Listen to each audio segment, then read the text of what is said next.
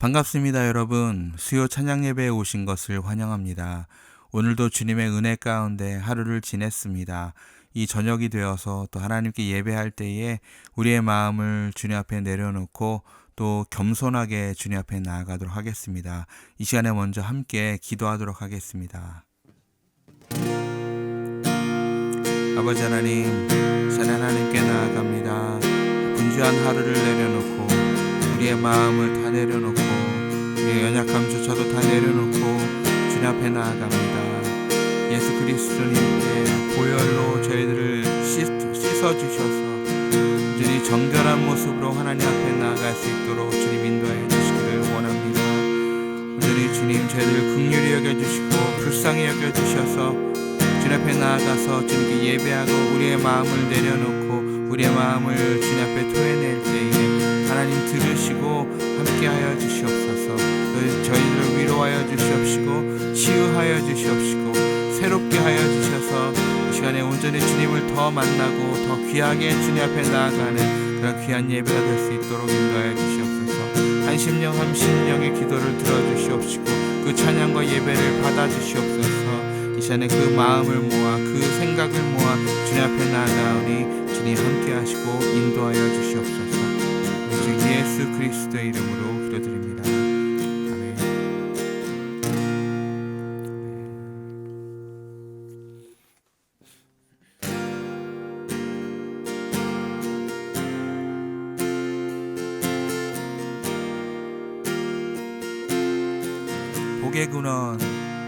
복의 근원 강림하사 찬송하게 하소서. 한량없이 자비하심 증량할 길 없도다. 천사들의 찬송가로 나를 가르치소서. 구속하신 그 사랑을 항상 찬송합니다. 주의 크신 도움 받아 이때까지 왔으니 이와 같이 전국에도 이르기를 바라네. 하나님의 품을 떠나 죄에 빠진 우리를 예수 구원하시려고 보혈 흘려 주셨네. 주의 귀한 은혜 받고 일생 빚진 자 되네. 주의 은혜 사슬 되사 나를 주께 매소서. 우리 마음은 연약하여 범죄하기 쉬우니 우리 마음은 연약하여 범죄하기 쉬우니 우리 마음은 연약하여 범죄하기 쉬우니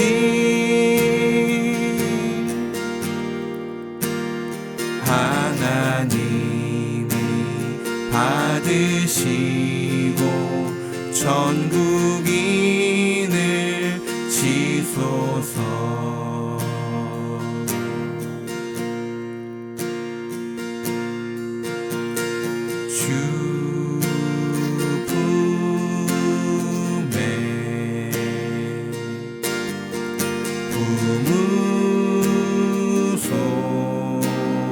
품으소서.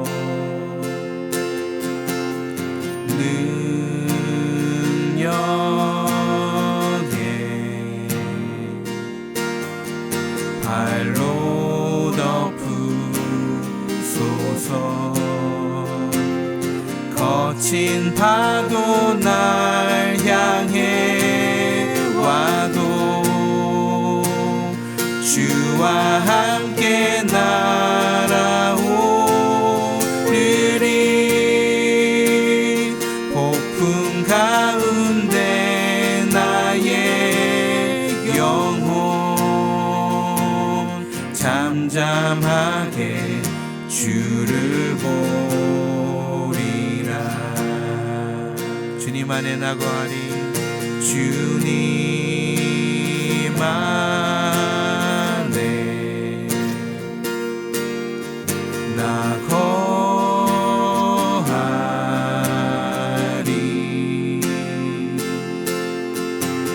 주는요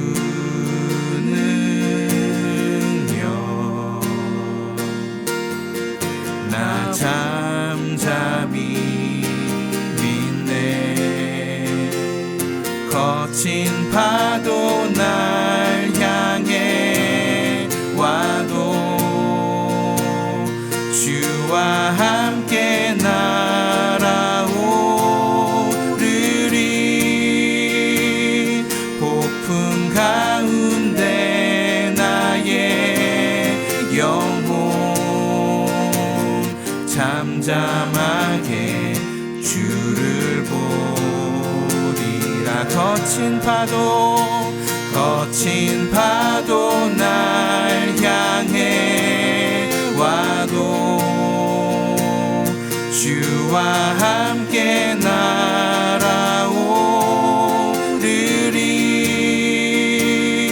폭풍 가운데 나의 영혼 잠잠하게 주를 보리. 한 번 더.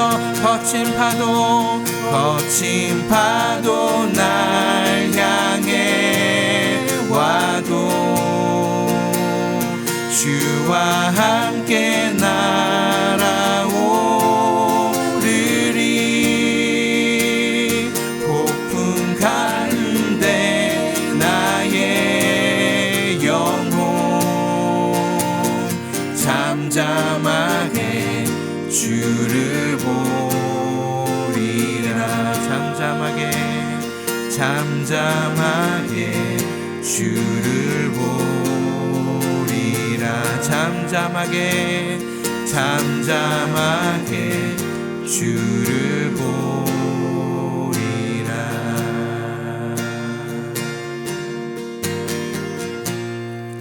주님 다시 오실 때까지, 주님 다시 오실 때까지 나는 이 길을 가리라. 좁은 문 좁은 길 나의 십자가 지고 나의 가는 이 길 끝에서 나는 주님을 보리라.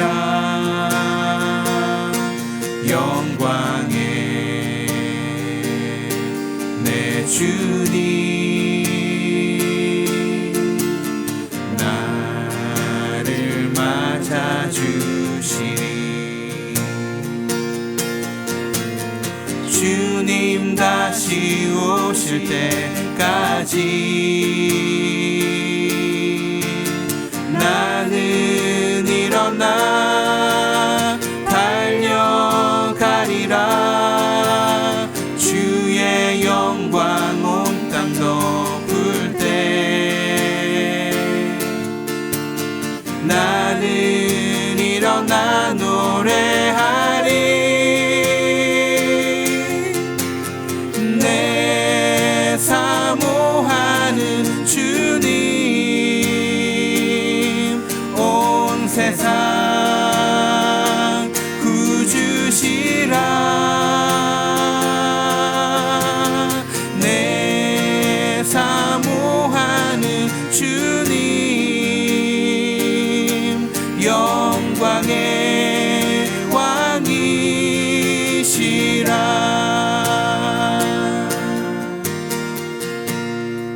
다시 오실 때까지 주님 다시 오실 때까지 나는 이 길을 가리라.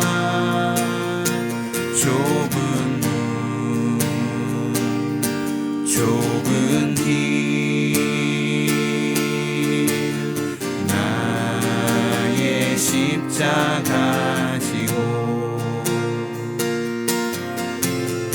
나의 가는 이 길 끝에서 나는 주님을 보리라. 영광의 내 주님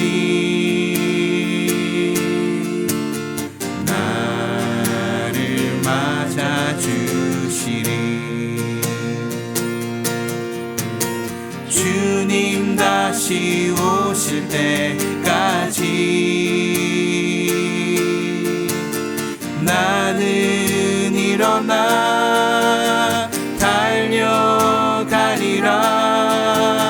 주의 영광 온 땅 덮을 때 나는 일어나 노래하리. 내 사모하는 주님 온 세상 구주시라. 내 사모하는 주님 영광의 왕이시라. 내 사모하는 주님 내 사모하는 주님 온 세상 구주시라. 내 사모하는 주님 영광의 왕이시라. 마라나타 마라나타 마라나타. 아멘. 주 예수여 오시옵소서. 마라나타 마라나타. 아멘. 주 예수여 오시옵소서. 마라나타 마라나타 마라나타. 아멘. 주 예수여 오시옵소서. 마라나타 마라나타. 아멘. 주 예수여 오시옵소서.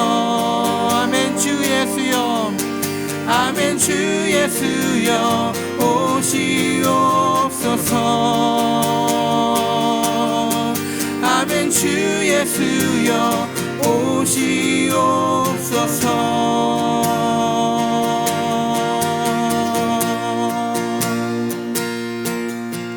이제는 우리 한번 함께 기도하겠습니다.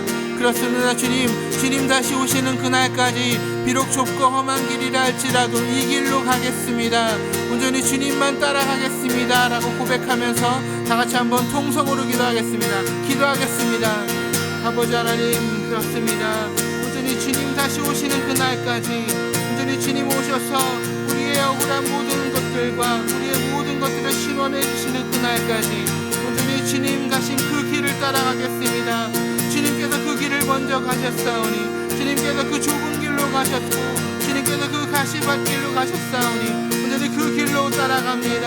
그 길이 어떤 길이라 할지라도 온전히 주님 기뻐하시는 길이오니 아버지 하나님 그 길로 따라가오니 아버지 하나님 저희들과 동행하여 주시옵시고 온전히 주님 그 가신 그 길을 올바로 따라갈 수 있도록 저희들에게 함께하여 주시옵시고 저희들이 이끌어 주시기를 간절히 바라옵고합니다. 아버지 하나님, 보이는 것으로 판단하지 않게 하여 주시옵시고 온전히 주님 주시는 그 말씀으로, 온전히 주님 주시는 성령의 음성으로 판단할 수 있도록 인도하여 주시옵시고 온전히 주님만 더 바라보며 온전히 주님 기뻐하시는 그 일들로만 우리의 삶을 채워나갈 수 있도록 아버지 하나님 이끌어 주시기 간절히 바라옵고합니다.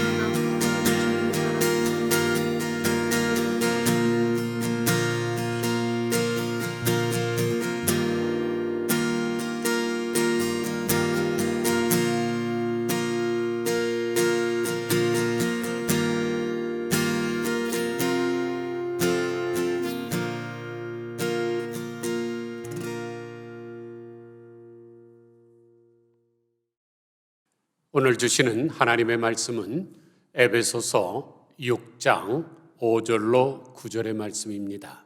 신약성경 316면 에베소서 6장 5절로 9절의 말씀 제가 받들어 읽습니다. 종들아, 두려워하고 떨며 성실한 마음으로 육체의 상관에게 순종하기를 그리스도께 하듯 하라. 눈가림만 하여 사람을 기쁘게 하는 자처럼 하지 말고 그리스도의 종들처럼 마음으로 하나님의 뜻을 행하고 기쁜 마음으로 섬기기를 주께 하듯 하고 사람들에게 하듯 하지 말라. 이는 각 사람이 무슨 선을 행하든지 종이나 자유인이나 주께로부터 그대로 받을 줄을 알미라. 상전들아, 너희도 그들에게 이와 같이 하여 위협을 그치라. 이는 그들과 너희의 상전이 하늘에 계시고 그에게는 사람을 외모로 취하는 일이 없는 줄 너희가 알미라. 아멘. 먼저 질문으로 시작하겠습니다. 하나님께서 원하시는 정치제도는 어떤 정치제도일까요? 민주주의일까요? 공산주의일까요? 자유와 진리의 면에서는 민주주의라고 할 수 있지만 평등과 복지 면에서는 공산주의라고 할 수 있습니다. 그러면 공산주의 안에서 신앙생활하기가 쉽습니까? 민주주의 안에서 신앙생활하기가 쉽습니까? 편안함을 따진다면 민주주의 안에서 신앙생활하는 것이 훨씬 쉽습니다. 그러나 거룩이라는 면에서는 공산주의 압체 속에서 더욱 순수하게 자랄 수가 있습니다. 예를 들면 중국이 공산화된 다음에 모든 세계의 선교사들이 다 추방당했습니다. 그때 전 세계 사람들이 뭐라 그랬습니까? 이제 중국에서는 기독교는 끝났다. 그런데 몇십 년이 지난 후에 다시 오픈이 되어서 들어가 봤더니 기독교가 어땠습니까? 없어졌습니까? 말살됐습니까? 아니죠. 아주 순수하게 보존이 됐습니다. 그래서 시카고 대학에서 신학을 공부한 한 중국 목사님이 이렇게 말했습니다. 나는 우리나라가 민주화되는 것을 원하지 않는다. 이상하지 않습니까? 지금 그분이 민주주의의 산실이라고 하는 미국에 와서 신학 공부를 마쳤습니다. 그런데 자기 나라로 돌아가면서 하는 말이 우리나라가 민주주의 되기를 원치 않습니다. 왜 그럴까요? 왜냐하면 물질 만능주의, 배금주의, 향락주의, 성과주의에 가득 찬 민주주의 안에서는 신앙생활을 경건하게 거룩하게 할 수가 없기 때문입니다. 또 하나 묻죠.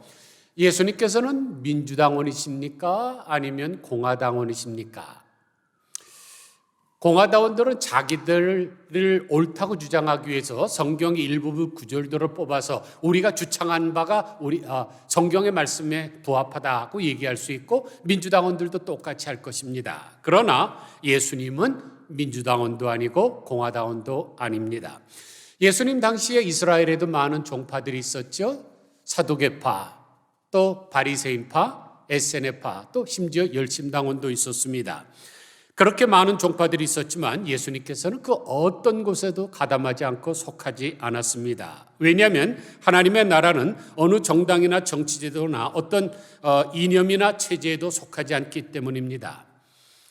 왜냐하면 하나님은 인간이 만든 어떤 체제에 갇힐 수 있는 그렇게 작은 분이 아닙니다. 또 인간들이 만든 그 어떤 제도들도 다 불완전하기 때문입니다. 그러므로 우리는 보수에 사로잡혀도 안 되고 진보에 사로잡혀서도 안 됩니다. 또 민주당이나 공화당이 돼서도 안 됩니다. 왜냐하면 인간이 만든 조직에 얽매이는 순간 나는 틀에 사로잡히기 때문에 그렇습니다. 제가 왜 먼저 이런 이야기를 드리면서 시작을 할까요? 왜냐하면 오늘 드릴 말씀의 내용은 여러분의 생각과 다를 수가 있기 때문입니다. 또 21세기를 살아가는 우리에게 어울리지 않는 말씀일 수도 있기 때문입니다. 그러나 오늘 본문은 너무나 중요하기 때문에 우리가 더 정신을 차려서 경청해야 됩니다. 우리가 신앙생활을 오래 했습니다. 어떤 사람은 심지어 90, 80, 70, 60년을 했는데도 능력이 없습니다. 왜 그럴까요? 제가 늘 얘기하는 게 뭐예요? 정확하게 알아야 된다. 수많은 사람들이 김치 담그는 법 압니다. 김치 소금에 절여서 그래 거기다가 고춧가루 넣고 새우젓 넣고 버무리면 돼요. 근데 먹었다 하면은 비린내 나고 못 먹죠. 왜냐하면 정확하게 모르기 때문입니다. 대강은 다 알아요. 여러분 여기서 아르헨티나를 찾아가는 길을 정확하게 모르면 잘못하면 유럽으로 가는 거죠. 성경도 우리가 신앙생활하면서 능력을 받지 못하는 이유가 대충 알기 때문입니다. 대강 중간에서 미적미적거리니까 능력이 있을 수가 없죠. 그리고 하나님 앞에서 내가 어떻게 생각하느냐 그건 전혀 중요하지 않습니다. 하나님의 뜻이 무엇이냐 그리고 내가 하나님의 말씀에 순종하느냐가 중요한 것이죠. 이미 우리는 공부한 대로 에베소서 5장 18절에서 술 취하지 말라 이는 방탕한 것이니 오직 성령의 충만함을 받으라고는 말씀을 받았습니다. 이 술 취함과 성령의 충만함을 대조시키듯이 이 성령 충만함은 어느 종파에서 말하는 것처럼 입신이나 방언하는 것이나 예언하는 것이나 소나무 뿌리 뽑을 채로 뜨겁게 기도하는 것을 말하는 것이 아니라 성령의 지배하심과 통치하심에 순종하는 것을 말한다고 제가 말씀을 드렸습니다. 그러면 성령의 충만함을 받으면 우리의 삶이 어떻게 될까요? 네 가지가 나타난다 그랬죠. 하나님을 찬양하며 감사하며 또 피차 순종하게 됩니다. 그래서 성령의 충만함을 받으라는 말씀 바로 뒤에 찬양과 감사하는 이야기가 나오고 그리스도를 경외함으로 피차 복종하라는 말씀이 나옵니다. 그런데 바로 그 다음부터 그러니까 22절부터 오늘 본문까지 세 가지 말씀이 나옵니다. 첫째는 남편과 아내와의 관계, 둘째는 부모와 자녀와의 관계, 셋째 주인과 종의 관계. 그런데 사실 이 세 가지 관계 안에 인간들이 형성하는 모든 관계가 다 들어 있습니다. 그런데 여기 주인과 종의 관계는 상관과 부하 직원의 관계 또는 고용주와 고용인의 관계로 보시면 되겠습니다. 이와 같이 인간들은 어떤 관계로 다 맺혀져 있습니다. 그 사람이 나의 상관일 수도 있지만 또 내가 다른 사람의 상관일 수도 있습니다. 그러면 왜 성령의 충만함을 말씀하시다가 이런 관계 속에서 피차 복종하라고 하실까요?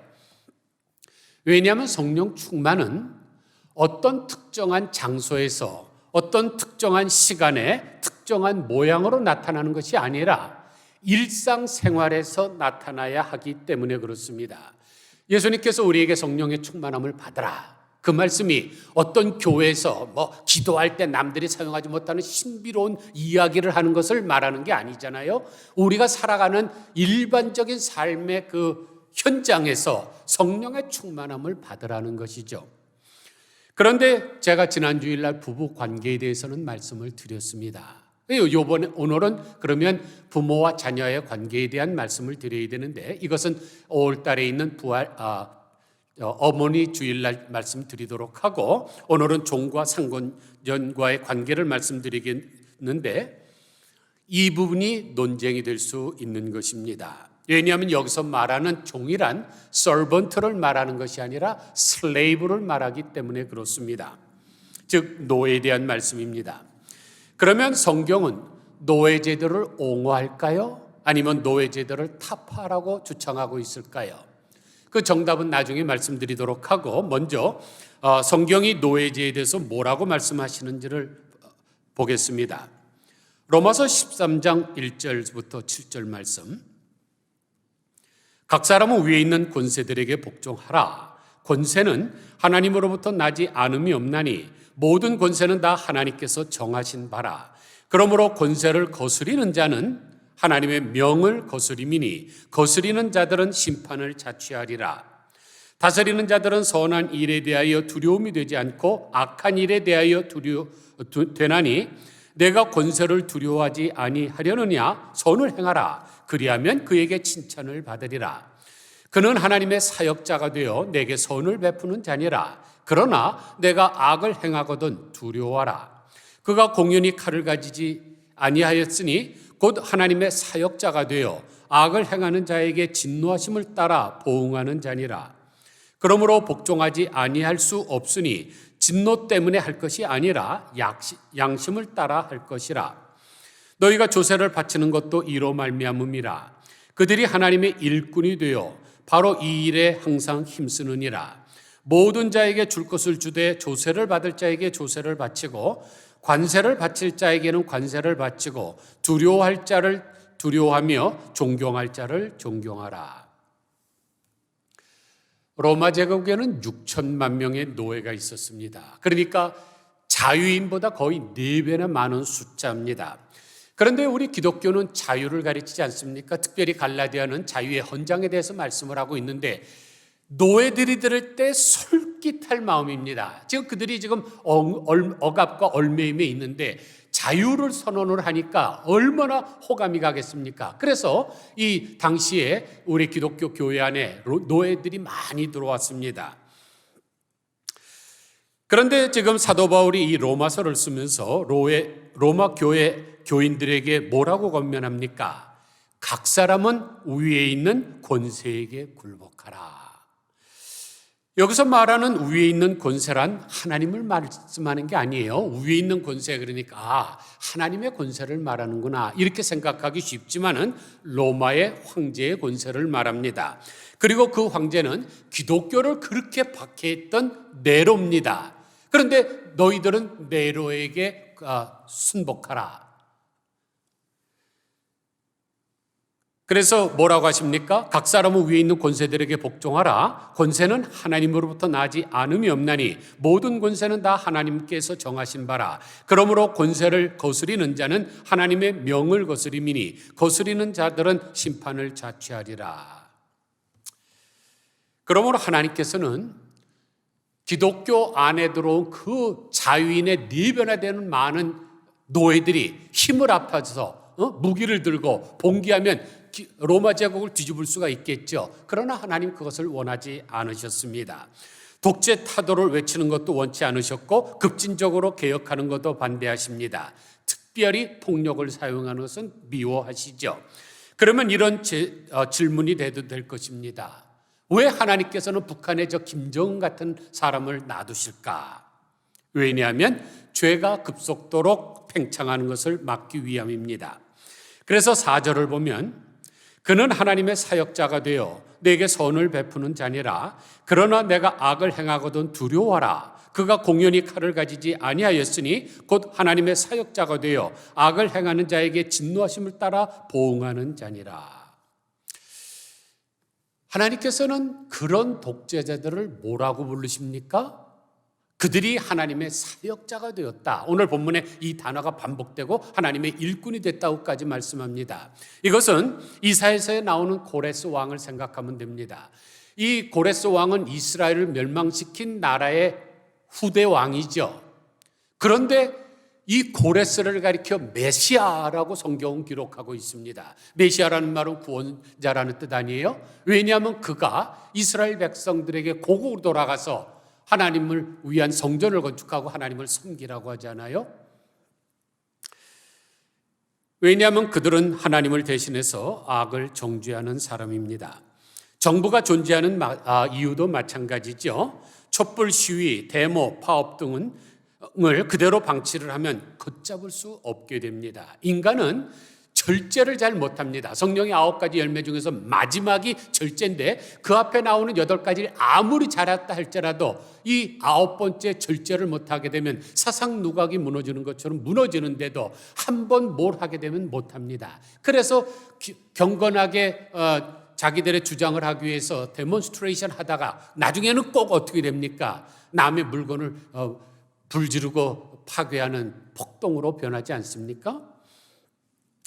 그래서 부정부패를 막겠다고 시작한 것이 도리어 악을 더 확산시킵니다. 그래서 하나님께서는 그 권세들에게 하나님의 권세를 부여하시고 공권력을 사용하게 하시는 것입니다. 그런데 더 놀라운 말씀이 있습니다. 마태복음 17장 24절을 보면 가버나움에 이르니 반세계를 받는 자들이 베드로에게 나와 이르되 너희 선생은 반세계를 내지 아니하느냐? 이르되 내신다 하고 집에 들어가니 예수께서 먼저 이르시되 시몬아 내 생각은 어떠하냐? 세상 임금들이 누구에게 관세와 국세를 받느냐? 자기 아들에게냐 타인에게냐? 베드로가 이르되 타인에게니이다. 예수께서 이르시되 그렇다면 아들들은 세를 면하리라. 그러나 우리가 그들이 실족하지 않게 하기 위하여 내가 바다에 가서 낚시를 던져 먼저 떠오른 고기를 가져 입을 열면 돈 한 세겔을 얻을 것이니 가져다가 나와 너를 위하여 주라. 여기서 이 반세겔이라는 것은 돈의 액수인데 이스라엘 백성들이 애굽에서 나왔을 때 죽음으로부터 건짐을 받은 것에 대해서 감사해 드리는 생명의 속전입니다. 그래서 이스라엘 남자들은 무조건 바치도록 되어 있었는데 예수님께서 가버나움에 가자 반세겔 받는 사람들이 베드로에게 질문하기를 너희 선생은 왜 반세겔을 내지 않느냐 그랬습니다. 그러자 예수님께서 베드로에게 묻죠. 세상 임금들이 네게 관세와 국세를 받느냐? 자기 아이들에게냐? 타인에게느냐? 다시 말하면 로마 황제가 세금을 받는데 그 아들에게 받느냐 아니면 다른 백성들에게 받느냐 하는 말씀이죠. 당연히 아들에게는 세금을 받는 왕은 없습니다. 그런데 예수님은 어떤 분입니까? 만왕의 왕이신 하나님의 아들이십니다. 그리고 예수님은 생명의 근원자시죠. 그런 사람이 뭐하러 세금을 내겠습니까? 이 반세계를 낸 이유는 생명의 속전으로 드리는 건데 예수님은 생명의 주관자십니다. 그리고 왕의 아들이십니다. 그러므로 절대로 세금을 낼 필요가 없는데도 그 말하는 사람들이 실족을 할까 봐 예수님께서 세금을 내셨죠. 이것은 예수님께서 죄인이 아니면서도 세례를 받은 것과 마찬가지입니다. 세례란 죄인이 죄 씻기 위해서 받는 것인데 예수님 죄가 전혀 없으신 분입니다. 그럼에도 불구하고 예수님께서 하나님의 의를 이루시기 위해서 세례를 받으시지 않았습니까? 참 놀라운 일들이죠. 그러므로 만약 예수님께서 지금 한국에서 태어나셨다면 예수님은 분명히 군대에 가셨습니다. 지금 어떤 교육자들 중에 세금 낼 필요 없다 그래서 나가서 데모하는 사람들이 있는데 예수님 세금 내셨습니다. 그런데 지금도 여호와의 증인이라고 하는 이단 종파에서는 성경을 제대로 해석하지 못하고 군대 안 간다고 난리를 치지 않습니까? 또 믿는 사람들 중에서도 세금을 안 내기 위해서 머리에서 지진이 날 정도로 연구하는 사람들이 있습니다. 다 잘못된 것이죠. 그러므로 하나님은 비록 인간이 만든 제도나 체제가 아무리 불완전하고 허점이 있다 할지라도 그것을 전복시키거나 뒤집기를 원하지 않습니다. 도리어 그 안에서 순복하고 질서를 따라 살아가기를 원하시는 거죠. 물론 노예제도는 잘못된 것입니다. 왜냐하면 노예제도는 인간이 인간의 존엄성을 말살하기 때문이죠. 그리고 자기의 힘으로 다른 사람을 짓눌러서 자유를 빼앗기 때문에 그렇습니다. 그래서 노예제도는 잘못된 것이지만은 예수님과 사도들이 단 한 번도 노예제도를 타파하라고 말씀하신 적은 없습니다. 그러므로 비록 그 시대에 그 제도가 불합리하다고 할지라도 인간이 근본적으로 변하기까지는 인내하고 참아야 됩니다. 때가 되면 하나님께서 이루실 것이기 때문입니다. 베드로전서 2장 13절을 보니까 인간이 세운 모든 제도를 주를 위하여 순종하되 혹은 위에 있는 왕이나 혹은 그가 악행하는 자를 징벌하고 선행하는 자를 포장하기 위하여 보낸 방백에게 하라. 곧 선행으로 어리석은 사람들의 무식한 말을 막으시는 것이라. 너희는 자유가 있으나 그 자유로 악을 가리는 데 쓰지 말고 오직 하나님의 종과 같이 하라. 사환들아, 범사의 두려워함으로 주인들에게 순종하되 선하고 관용하는 자들에게만 아니라 또한 까다로운 자들에게도 그리하라. 이를 위하여 너희가 부르심을 입었으니 그리스도도 너희를 위하여 고난을 받으사 너희에게 본을 끼쳐 그 자취를 따라오게 하려 하셨느니라. 여기에 말씀하는 사환들이 바로 오늘 본문에 나오는 그 종, 노예를 가리킵니다. 그런데 이 종들에게 뭐라고 하십니까? 인간이 세운 모든 제도를 주를 위하여 순복하되 혹은 위에 있는 왕이나 혹은 악행하는 자를 징벌하고 선행하기 위해 자를 포장하기 위해서 그에 보낸 방백에게 하라 그랬습니다. 또 18절을 보면 범사의 두려움으로 주인들에게 순복하되 선하고 관용하는 자들에게만 아니라 또한 까다로운 자들에게도 그리하라고 하십니다. 그러면서 하시는 말씀이 이를 위하여 너희가 부르심을 받았다. 그리고 예수님께서도 너희에게 본을 끼쳐 그 자취를 따라오게 하려 하셨다 그랬습니다. 그러니까 부르심에 순종해서 그대로 지내는 것이 좋다는 말씀입니다.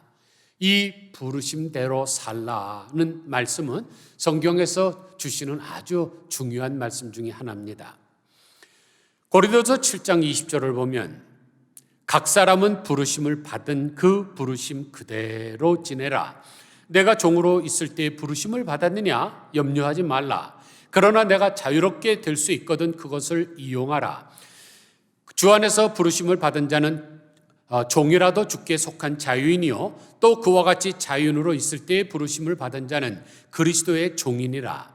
너희는 값으로 사신 것이니 사람들의 종이 되지 말라. 형제들아, 너희는 각각 부르심을 받은 그대로 하나님과 함께 거하라.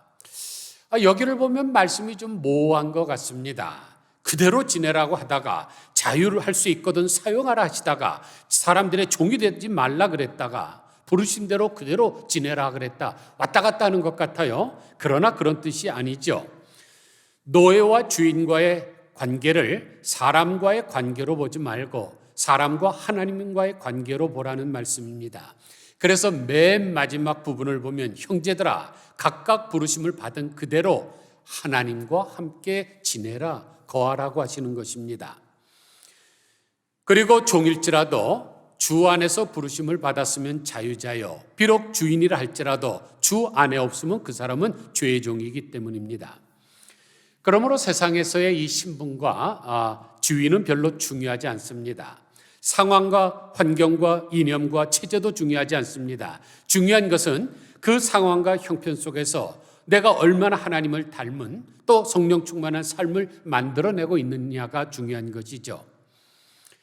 그래서 하나님께서는 체제를 변화시키려고 하시지를 않습니다. 사람을 변화시키려고 하십니다. 공산주의를 때려부셔서 민주주의를 하자, 제국주의를 없애고 민족주의를 하자 이런 게 아닙니다. 사람을 변화시키면 제도는 자연적으로 변화가 됩니다. 그러나 반대로 아무리 좋은 제도를 줬다 할지라도 사람이 약하면 그 제도는 무용지물이 되기 때문입니다. 그러므로 문제는 제도가 아니라 인간 그 자체지요. 인간이 바뀌면 사회도 바뀌고 제도도 바뀝니다. 성경에 나오는 요셉과 다니엘을 보시면 알 수 있습니다. 창세기에 나오는 요셉 또 다니엘서에 나오는 다니엘 한번 생각해 보세요.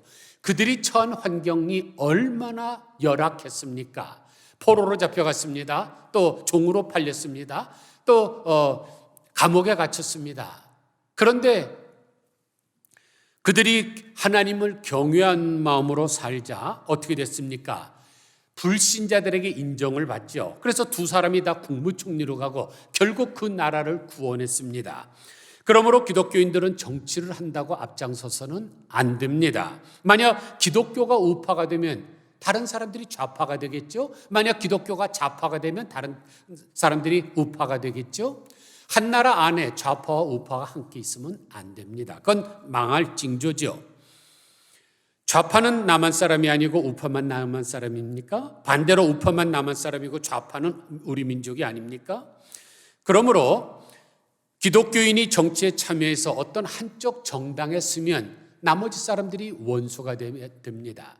성경은 말씀하시기를 모든 사람과 더불어 평화를 추구하라고 말씀을 하셨는데, 내가 어떤 정당에 있어서 그건 나만 옳다고 하게 되면 다른 정당 사람들과 원수가 되고 평화는 깨지게 되는 것이죠. 예수님께서 원수까지 사랑하라 그랬는데 다른 사람과 등을 돌리고 대립하게 됩니다. 그러므로 우리가 정치를 하려면은 기독교인이라는 이름을 떼고 해야 됩니다. 우리가 잘 알잖아요. 김영삼 대통령 원래 장로였기 때문에 대통령 될 때 얼마나 기대가 많았습니까? 이명박 대통령 소망교회 장로였습니다. 그래서 우리가 얼마나 기대를 했습니까? 그러나 그들이 보기 좋게 실망을 시켰죠. 기독교인이라는 이름을 떼어놓고 정치에 들어가야 됩니다. 애국적인 견지에서 해야 됩니다. 그러나 우리가 잊지 말아야 될 것은 애국이라고 해서 다 하나님의 나라는 아니라는 사실입니다. 우리가 이뤄야 될 것은 하나님의 나라지 민족주의가 절대로 아닙니다. 예를 들어서 우리나라 사람들은 안중근 의사 대단히 존경을 합니다. 최고의 애국자로 생각을 합니다. 그러나 일본 사람들의 입장에서는 음흉한 암살자에 불과합니다. 하나님의 시각으로 하나님이 어떻게 보실까에 관심과 초점을 맞춰야 되지 우리가 민족주의는 위험합니다. 그러므로 우리가 촛불 시위하는데 그런데 나갈 필요 없습니다. 그 나갈 시간에 교회 와서 기도했어요. 또 이마에다가 빨간띠 두르고 이런 거 할 필요 없습니다. 공산당이 잘하는 것들이죠. 하나님은 그런 것들을 기뻐하시지 않습니다. 다시 한번 말씀드립니다.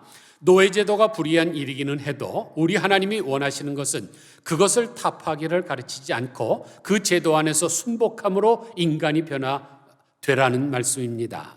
그러므로 우리가 싸워야 되는 대상은 죄지 사람이나 체제는 아닙니다. 소련의 스탈린이 좋은 예가 될 것입니다. 이 독재자 스탈린이 정권을 잡은 후에 얼마나 기독교를 핍박을 했습니까? 그런데 나중에 보니까 어때요? 기독교인들만큼 성실한 사람이 없습니다. 아주 열심히 일하고 세금도 잘 내고 모든 것들 잘하니까 기독교를 열어주지 않았습니까? 이게 하나님이 원하시는 것입니다. 그러므로 우리는 어떠한 체제 속에서라도 권세에 순복하고 복음을 전파하며 사람을 변화시켜야 됩니다. 그러면 종들은 어떻게 상관을 대해야 할까요? 현대말로 종업원들은 고용주에게 어떻게 대해야 하겠느냐는 것입니다. 첫 번째로 두려워하라 그랬습니다. 이 말씀의 의미가 뭘까요? 회사를 다니면서 사장만 보면 두려워서 살살 숨고 눈치나 보고 나를 자를까? 감봉할까? 또는 다른 부서로 좌천을 시킬까? 두려워하고 떨라는 말씀일까요? 아니죠. 빌립보서 2장 12절을 보니까 그러므로 나의 사랑하는 자들아 너희가 나 있을 때뿐 아니라 더욱 지금 나 없을 때에도 항상 복종하여 두렵고 떨림으로 너희 구원을 이루라. 성경에서 말씀하는 두렵고 떨림이란 구원에 관한 것이지 사람을 향해 두려워하고 떨라는 말씀이 아닙니다. 그러므로 상전을 대함에 있어서도 예수님을 보고 두려워하라는 말씀입니다. 그래서 마태복음 10장 28절을 보면 몸은 죽여도 영혼은 능히 죽이지 못하는 자들을 두려워하지 말고 오직 몸과 영혼을 능히 지옥에 멸하시는 자를 두려워하라 그랬습니다. 그러므로 하나님은 두려워하지 않으면서 자기 밥줄이 끊길까 봐 상관을 두려워하는 사람은 불의한 사람이고 불신앙입니다. 둘째로 성실한 마음으로 하라 그랬죠. 뒷부분을 보면 성실한 마음으로 육체의 상전에게 순종하기를 그리스도에게 하듯 하라고 말씀을 합니다. 여기서 성실이라는 단어는 이기적인 마음을 버리고 상대방을 위하여 하는 진지함을 말합니다. 그래서 이 성실함은 너무나 중요합니다. 우리가 하나님 앞에 첫째 성실해야 됩니다. 충성을 다해야 됩니다. 그런데 인간에게도 성실해야 됩니다. 요즘 교계에, 한국 교계에서 회자되는 말 가운데 우리는 싹군이라도 되자는 말이 있습니다. 얼마나 교역자들이 성실하지 않은지 싹군이라도 돼서 돈값이라도 좀 하라는 말씀입니다. 정말로 부끄러운 일이죠. 여러분들이 일을 가서 어떤 사람이 일을 하면서 잠깐 성경을 펴놓고 또 잠깐 기도하고 그런 것을 볼 때 잘못 생각하면 야, 저 사람 믿음 대단히 좋다라고 착각할 수가 있습니다. 그런데 그런 사람이 어떻습니까? 그러다가 또 일하는 시간에 졸기도 하죠. 그리고 다른 사람과의 관계가 별로 원만하지 않습니다. 그런 것은 하나님이 원하시지를 않습니다. 하나님께서는 성실하게 일하기를 원하는 거죠.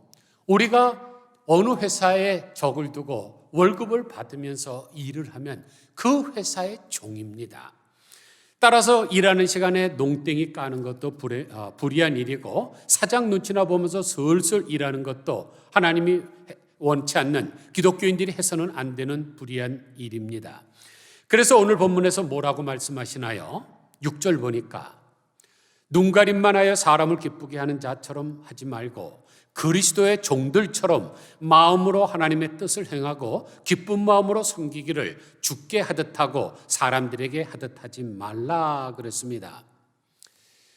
영국에서 가장 위대한 목사님 3사람을 뽑으라면 그 중에 한 분으로 뽑히는 마틴 로이드 존스 목사님 아시죠? 로마서 강의 아주 그냥 너무너무 좋은 책을 쓰신 분입니다. 그런데 이분이 이 부분에 대해서 이런 말씀을 하셨습니다. 당신은 복음을 전하기 위해서라 할지라도 당신의 고용주의 시간을 사용할 권리가 없습니다. 만일 당신이 당신의 주인에게 판 시간을 도둑질해서 복음을 전했다고 합시다. 그리고 당신이 그것은 한 사람의 영혼을 위한 일이었습니다라고 항변한다면 저는 당신에게 이렇게 말하겠습니다. 당신은 그 직장의 복음 전도자로 고용된 것이 아닙니다. 당신은 주인의 시간을 도둑질해서 복음을 전했다고 해서 하나님께서 그것을 기뻐하실 것 같습니까? 만일 당신이 그 일을 하지 않는다고 해서 그 사람이 구원을 못 받을 것 같습니까? 당신은 오히려 그러한 일을 함으로 해서 하나님의 복음 전파에 해를 끼치고 있다는 것을 왜 모르십니까? 어떤 사람이 주인의 시간을 도둑질하며 불성실하게 일하는 사람이 전하는 복음을 진지하게 받아들이겠습니까? 그러므로 일할 시간에는 일을 열심히 하십시오. 당신이 아무 말 하지 않는다고 할지라도 그게 오히려 여러분이 삶으로 보여주는 복음이 되는 것입니다. 그리고 그 일과 시간 이후에 기회를 주신다면 최선을 다해 목숨을 걸고 복음을 전파하십시오. 그렇게 할 때 당신은 삶과 말이 일치되는 진정한 복음 전도자가 되는 것입니다. 이해가 가시죠? 여러분이 어느 데서 속해서 월급을 받고 일하면 열심히 하라는 것입니다. 그 시간을 다른 것으로 차용시켜 갖고 내가 뭐 기도한다, 성경 본다, 복음 전한다 그런 거 하지 말라는 거예요. 일과 후에 하라는 얘기입니다. 그래야 하나님께서 영광을 받으시고 복음도 전파가 됩니다. 그러면 반대로 상전들에게는 무슨 말씀을 하십니까? 위협을 그치라. 옛날 성경에는 공갈을 그치라고 되어 있습니다. 다시 말해서 자기들이 가진 권력을 남용해서 다른 사람을 억압하지 말라는 것이죠. 하나님의 형상을 입은 동등한 인격체로 대하라는 말씀입니다. 그러므로 상사나 고용주들은 가혹한 행동을 삼가야 됩니다. 이런 의미에서 우리나라 고용주들이 회개할 것이 많죠. 우리나라 사람들이 3D라 그래서 힘들고 더럽고 돈 많이 안 되는 것은 안 하니까 이제 제3국 사람들을 데리고 옵니다. 그런데 그들은 서류 미비자들이에요. 그런데 그 사람들을 때리기도 하고 그 사람들에게 월급을 준하는 정확한 임금을 계산해 주지 않는 사람들이 있습니다. 이런 것은 악입니다. 그 사람을 도와준다고 생각하시면 안 됩니다. 악입니다. 그러면 왜 상전들에게 위협을 그치라고 하셨을까요? 왜냐하면 진정한 상관은 하늘에 계시기 때문입니다. 너도 하나님 아래 너 고용인이지, 네가 돈 좀 가졌다고 고용주가 아니라는 것이죠. 그리고 그 하나님은 사람의 외모나 신분이나 성별이나 나이나 학력 같은 것으로 취하시는 분이 아니기 때문입니다. 그러므로 고용주들도 고용인과 동일하게 두렵고 떨림으로 구원을 이루어가라는 말씀입니다. 말씀을 마칩니다. 오늘 우리는 21세기를 사는 우리에게 적용되지 않는 것과 같은 노예제에 대한 말씀입니다. 그러나 성경이 말씀하시는 진리는 노예제도를 옹호하라는 것도 아니고 철폐를 부르짖으라는 것도 아니고 어떤 제도나 상황에서든지 부르심을 입은 대로 최선을 다하고 제도와 체제를 바꾸려고 하지 말고 사람을 바꾸려고 하도록 하라는 것입니다. 아무쪼록 성령 충만함을 받은 사람들에게 반드시 나타나야 되는 피차 복종하고 순종하는 미덕이 우리 교회뿐만 아니라 우리가 속해 있는 직장과 또는 사업처에도 나타남으로 말미암아 하나님의 영광을 드러내는 우리 모두가 다 되시기를 주님의 이름으로 간절히 축원드립니다. 기도하겠습니다. 하나님 아버지, 2000년 전에 쓰여진 성경, 당시에 노예제도가 있었는데 심지어 자유인의 4배나 많은 노예제도도 있었습니다.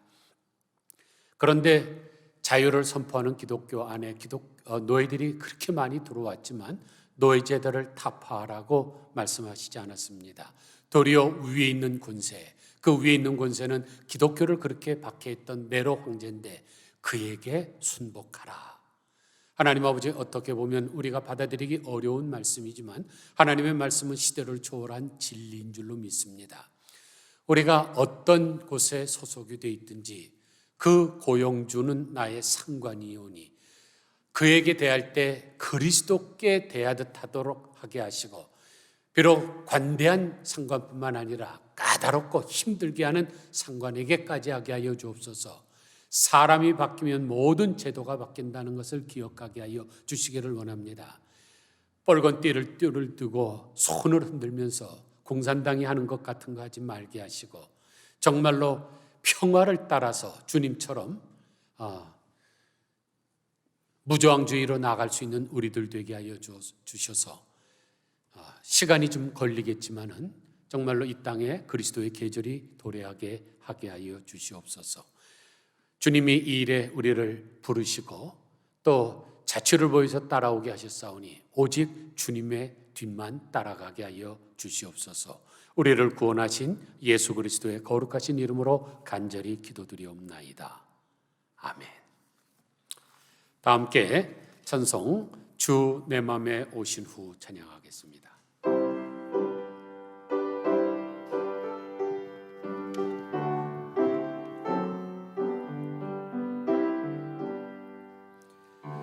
주는 내 맘에 오신 후에 주는 날 인도하시네. 주께 내 맘 드린 후에 더욱 섬길수록 더 귀한 주님, 더욱 섬길수록 더 귀한 주님, 더 사랑할수록 주 날 사랑해. 매일 내 맘에 기쁨이 넘치네. 더욱 섬길수록 다시 한번 하겠습니다. 반복하겠어요. 더 귀한 주님, 주 내 맘에 모신 후에 날 주장하시네.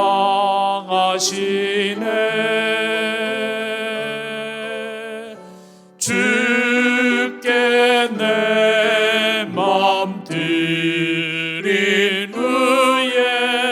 더욱 섬길수록 더 귀한 주님, 더욱 섬길수록 더 귀한 주님, 더 사랑할수록 주 날 사랑해.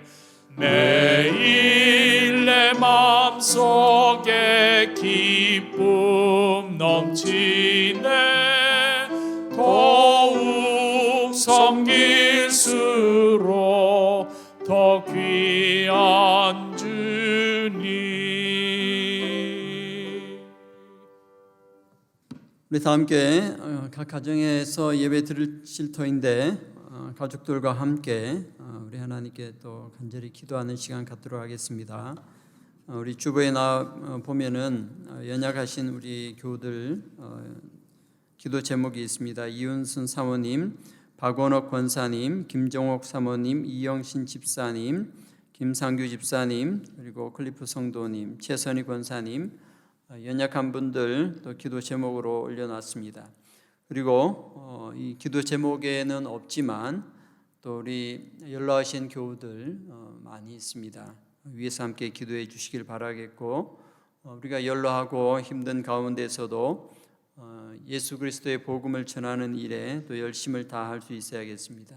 주 성령께서 우리에게 임재하여 주시고 힘을 주셔서 말씀대로 살아가게 하시되, 또 오늘 주신 말씀처럼 또 종들과 상전으로 있는 자들에게 주신 귀한 말씀들을 실천할 수 있도록 함께 기도해 주시고, 세계와 열방 가운데 흩어져 있는 선교사들, 코로나 상황으로 우리 캘리포니아 지역은 많이 좋아졌습니다만 아직 백신이 이루지 못하는 많은 나라에서 사역하고 계시는 선교사들과 그 가정들 계속하여 힘든 가운데 있습니다.